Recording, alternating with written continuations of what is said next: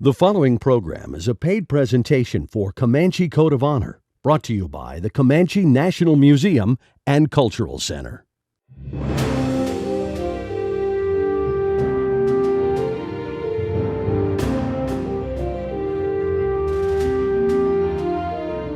I just want everybody to know who they were, what they did, how important it was that they did it, and how many lives it saved while they were doing it.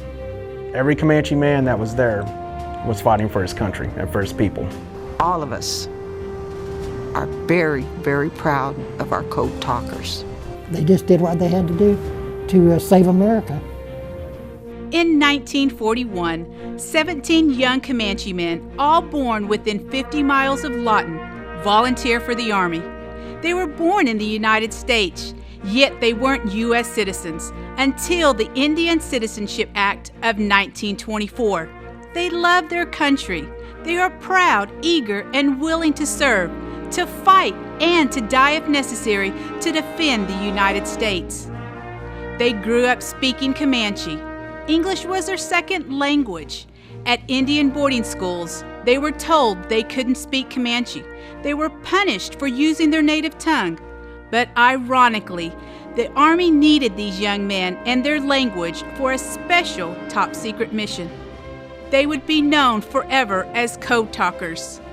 The young Comanches would use their unwritten language handed down from one Comanche to the next for generations to help defeat the German Army.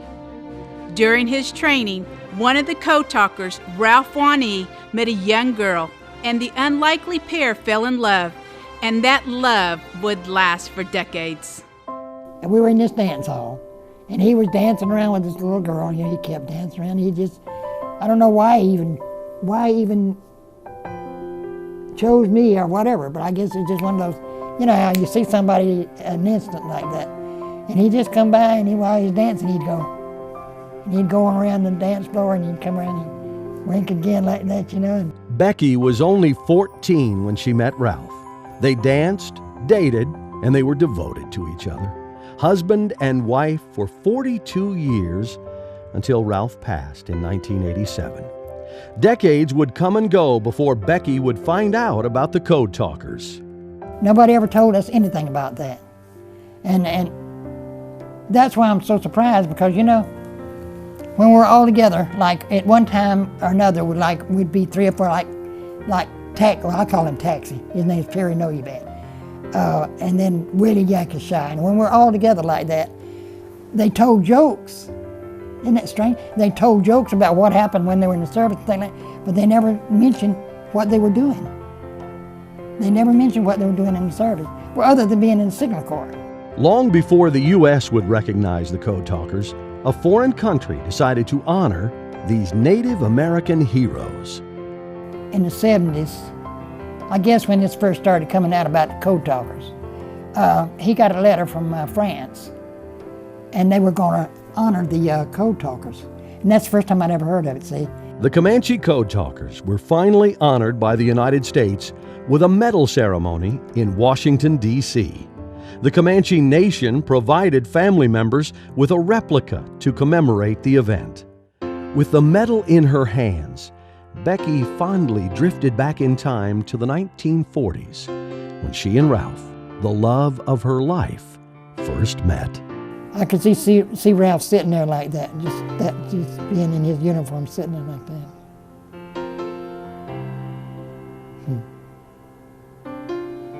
Ralph, he would have said, he'd have looked at that was funny. He would have looked at this and he'd have said, well, I don't know why they're making all the fuss, but I sure appreciate it. Becky appreciates the honor too. I'm just so proud. I'm just so proud of not only Ralph, but the whole crew. They were just wonderful. I mean, not only were they just code talkers, but they were wonderful people. Charles Choi Biddy was the last living code talker. Up next, you'll see Choi Biddy in rare home videos describe how a friend died in his arms and the memento he took to honor Private Mullins.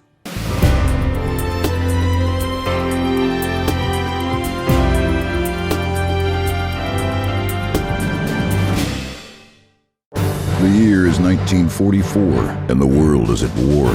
Looking for a tactical advantage, the United States military recruits 17 Comanche men, each possessing a unique ability that'll prove to be instrumental in saving thousands of American soldiers and play a vital role in winning the war. Code Talkers, as they came to be known, relayed secret battle messages encoded with their traditional Comanche tribal language. Throughout the war, these warriors' codes were never broken. In tribute and remembrance of the actions of these heroic, highly decorated men, several never-before-seen historic artifacts and photographs will be unveiled as the Comanche National Museum and Cultural Center proudly presents Comanche Code of Honor, an exhibit honoring the remarkable Comanche Code Talkers of World War II. On display now through August 31st, 2014, only at the Comanche National Museum in Lawton.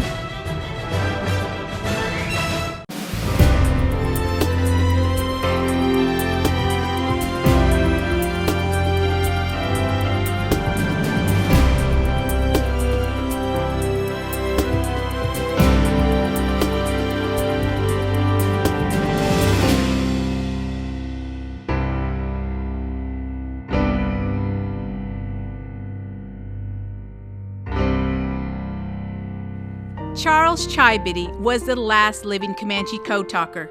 He passed away in 2005.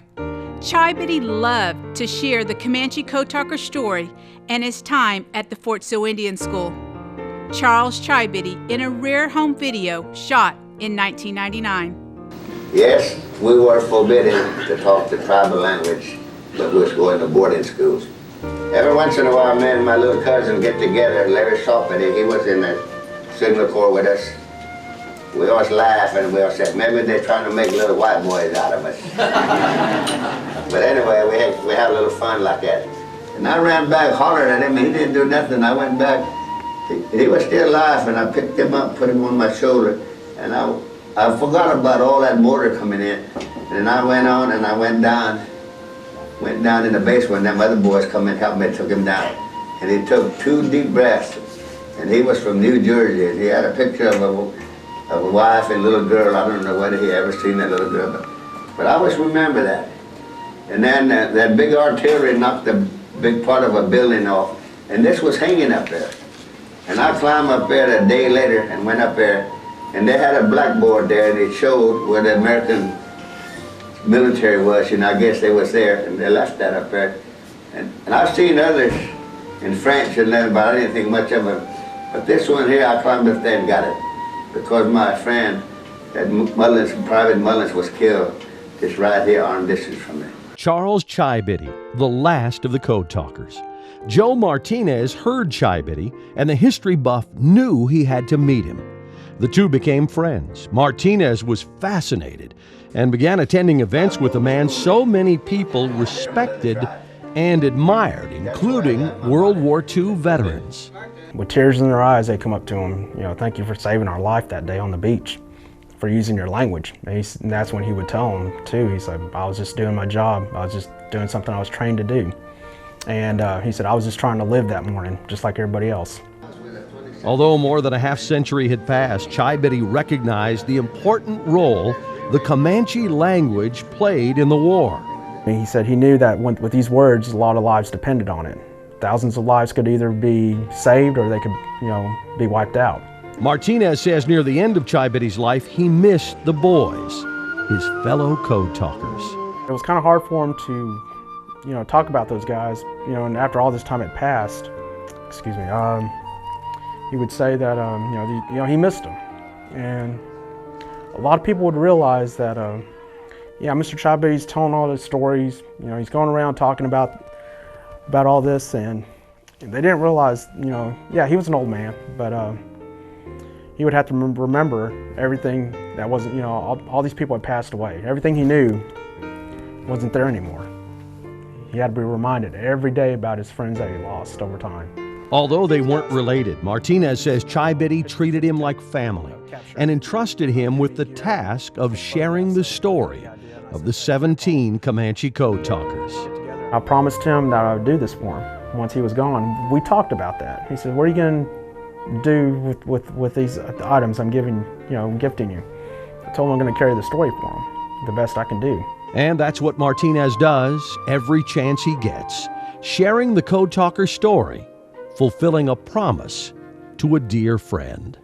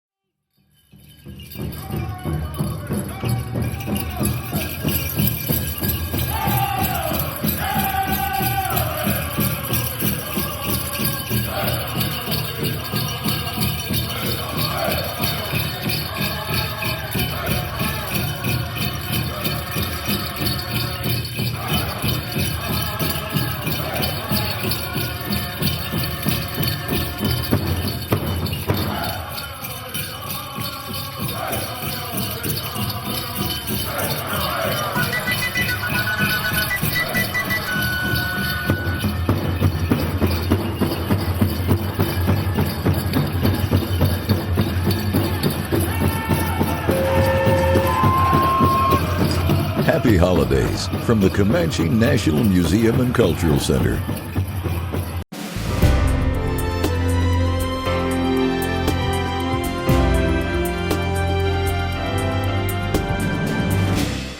The Fort Sill Indian School helped the code talkers prepare for the Army.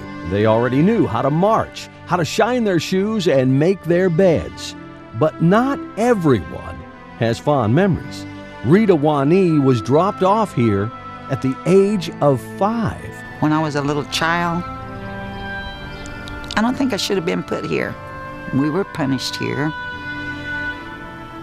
I gather that it was kind of to get us to listen, to obey. At that girls' dorm, me and my other 2 friends, we were put in the attic. Lights out. And why would they lock the door? Rita says something good came from the Indian school experience. She learned skills that she uses to this day. Of course, we were taught to do housework, so I make all kinds of Indian regalia, make a lot of Native American dresses. She didn't care for the school, but she's proud of the school's now famous alumni. All of us are very, very proud of our code talkers. In 1942, one of the code talkers who attended the Fort Sill Indian School, 19-year-old Larry Saul chose to chronicle his Army experience in a diary with an entry every day. Saul and the other code talkers were training in 1942. At the time, they didn't know they would participate in one of the largest amphibious military assaults in history, landing on Utah Beach during the Normandy invasion. What you're about to hear are some of the excerpts from Saul diary. Dear Diary, whatever secrets of mine that I hold within will be ceremoniously and jealously guarded. Be it understood that the usual procedure is kept in mind when I am writing the results of the day. Here I will deposit some of the sweet memories which I do not dare commit to remember, for fear of losing those fleeting moments forever. January 1st, 1942. It's been a good day, just gold-bricked all morning and read Life magazine. Parker paid Cass 1 smacker to work his last shift from 4 to 6 p.m. Taxi and I are going to town tonight. I cleared $28.25 of my pay yesterday. January 26, 1942. I've been teasing Holder about his old gals. We had machine gun instructions and motor inspections at 4:30 this afternoon. I took pictures with Parker and Junior. Not much activity today. Very dull, very dull. February 22nd, 1942. We had a pretty good dinner. I played pool with Burkett for a while. and then went to the movies with Charles. We saw You're in the Army Now. I then went to the canteen with Parker. Karina thinks he's going to put a fast one over on me, but wait and see who laughs last. March 5th, 1942. It was a rainy day. I just came back from the boxing match. Mansu fought a damn good fight. He won by KO in the second round. It was the best boxing I've ever seen by him. Wani won by decisions. He missed a lot with his right. Charles's fight was forfeited. March 12, 1942. I received a card from B. Now I have a niece. What do you know? We resumed our submachine gun class until 4:30 p.m. Tonight, I went to the fight with Dabi. Charles won by decision. March 23, 1942. I received a card from Anadarko from Dad. The little girl was named Carol Elizabeth. I checked up on general appearance of the vehicles and went to the eye clinic and received my glasses. April 9th, 1942. The baton fell today. After dinner, I went riding with Parker. Gee, we had a lot of fun. I'm feeling very good. Taxi and I are still signing in every hour. April 28th, 1942. I received a letter today from my sis, Vivian. April 30, 1942. Charles loaned me $5. I was in time for Reveille, then I just walked to the chow line instead of making a run for it. After formation, we had orientation on the Norwegian and Lowland Nazi campaign. I got paid at 11 this morning, and I cleared $34.95. I collected $6 from Otatayo and $2 from Parker. May 7, 1942. I mostly gold bricked all day. I walked post number 4 from 8 to 10 last evening, and then again from 2 to 4 this morning. I slept all morning after having chow. Parker received a letter from Ina. May 30th, 1942.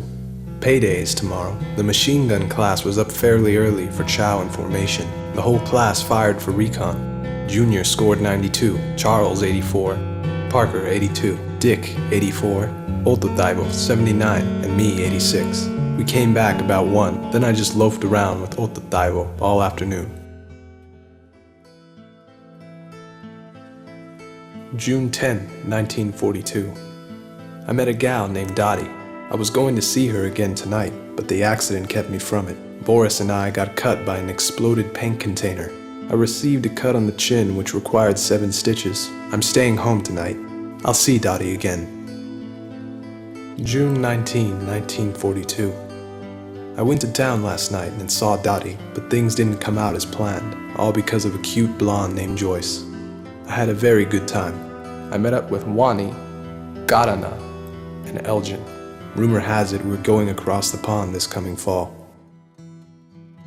June 23, 1942.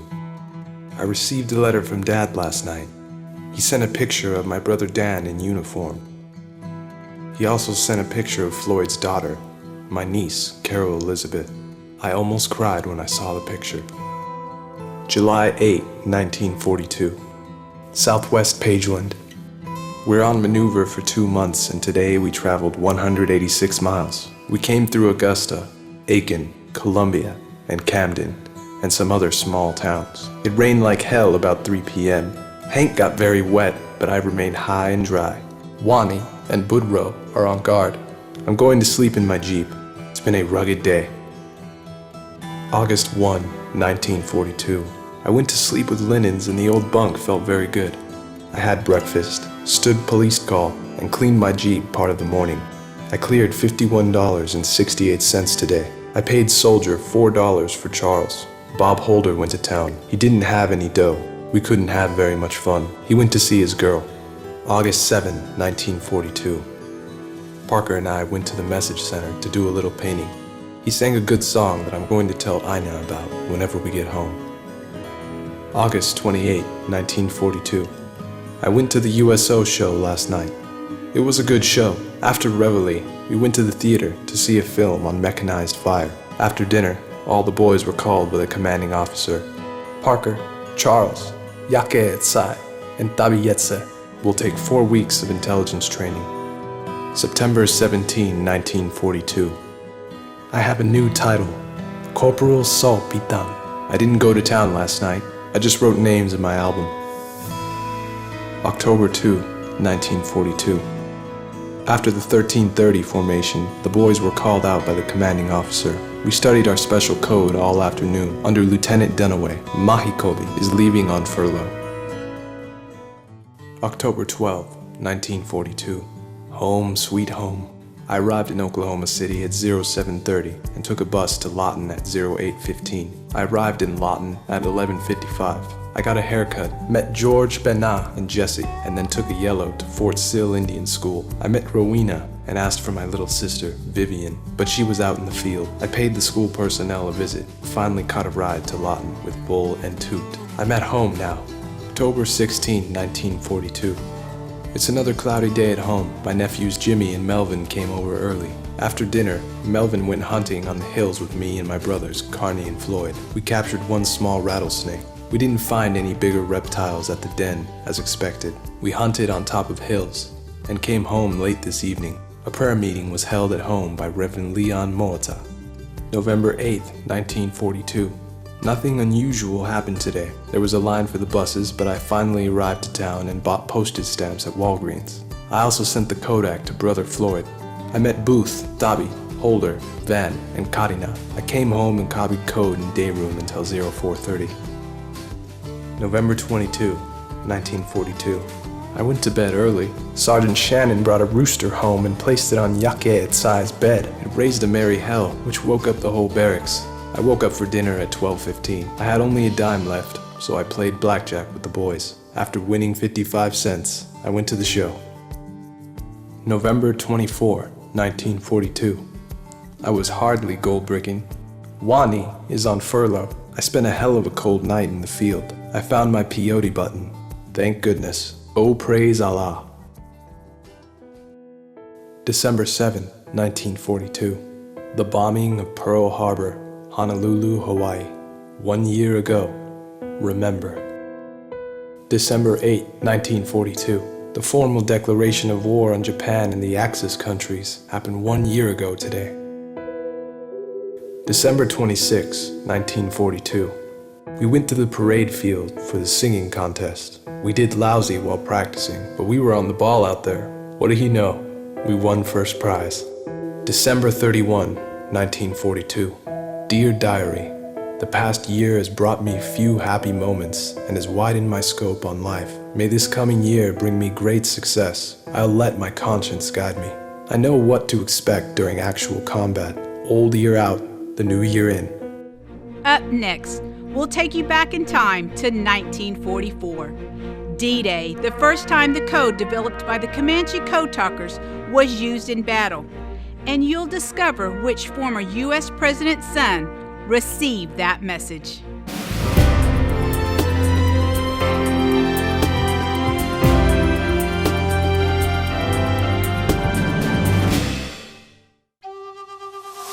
Legendary for their expert horsemanship, history knows the Comanche as Lords of the Plains. But history books often omit much of the storied past of the great Comanche nation, and for decades the Comanche people have only dreamed of sharing their true tale.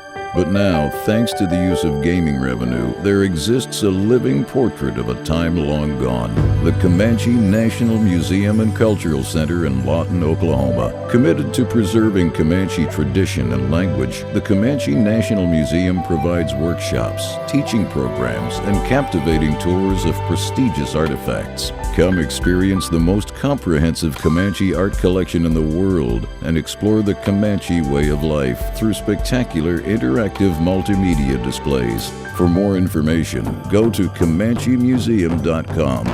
Lords of the Plains know us only at the Comanche National Museum in Lawton, Oklahoma.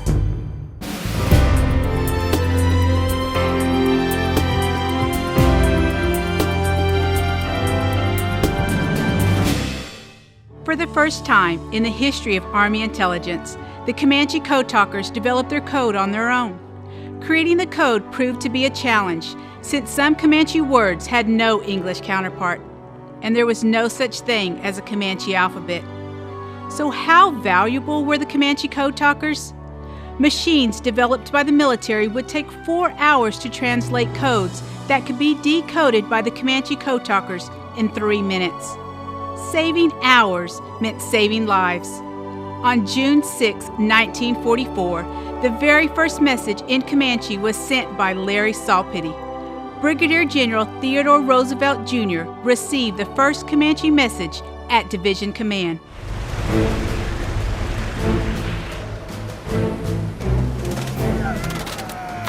Give me cabbage 6, give me one of the code talkers. Inatsen. Mekunana.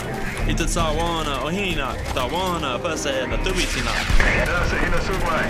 Ita Sawana, Nakoto Tawe, Apana, Mamakana. Takopanak. Ana hina neiwai. Mekunana, Ita Sawana, Ohina, Okawana, Tatsakan Tawe, Pakamakara. Okata, Exapana, Pia Tawe, Mavitia, Mamakana. Takopanak.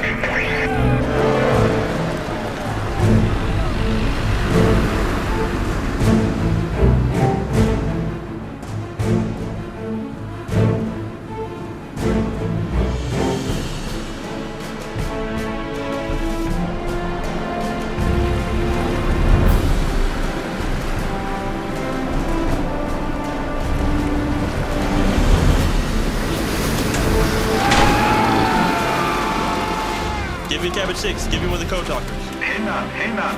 Mekunana, Ita Sawana, Nami Watsokwe, Pia Tawe, Ohina.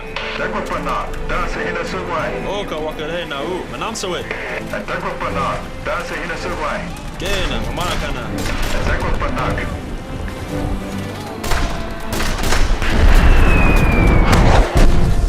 Give me cabbage 6, give me one of the code talkers. Inatsen. Mekunanak, Tasa Pa Yatse, Tamawaka Kima, Namsoe, Kapopi, Onaka, Tamayamanaha, Tamovinak, Wananaha, Dasa ina sumai. Mamakana, Takopanak. Hakai se suda nanania. Move, Atanaka Nami Sawai, Pesanana Move, Tutsaka Tasa Inana, Tamakunana Narona, Tetuke, Mamakana. Dasa ina sumai. Tuas, Mekunana, Itatawaka de Tamawaka Tekima, Tama Inamanaha, Oka Pia Tawe, Yaka Maikwa, Meku, Mamakana. Takopanak. The Comanche code talkers landed on D-Day. They survived the Battle of the Bulge as well as the Hurtgen Forest, which was the longest single battle the U.S. Army has ever fought, and they were there for the liberation of Paris. There were 17 Comanche code talkers. 14 went overseas to defend their country. Although several of them were injured, they all came home. Proud to have served their country, their mission accomplished. The code the Comanche code talkers developed on their own that helped win the war was never broken.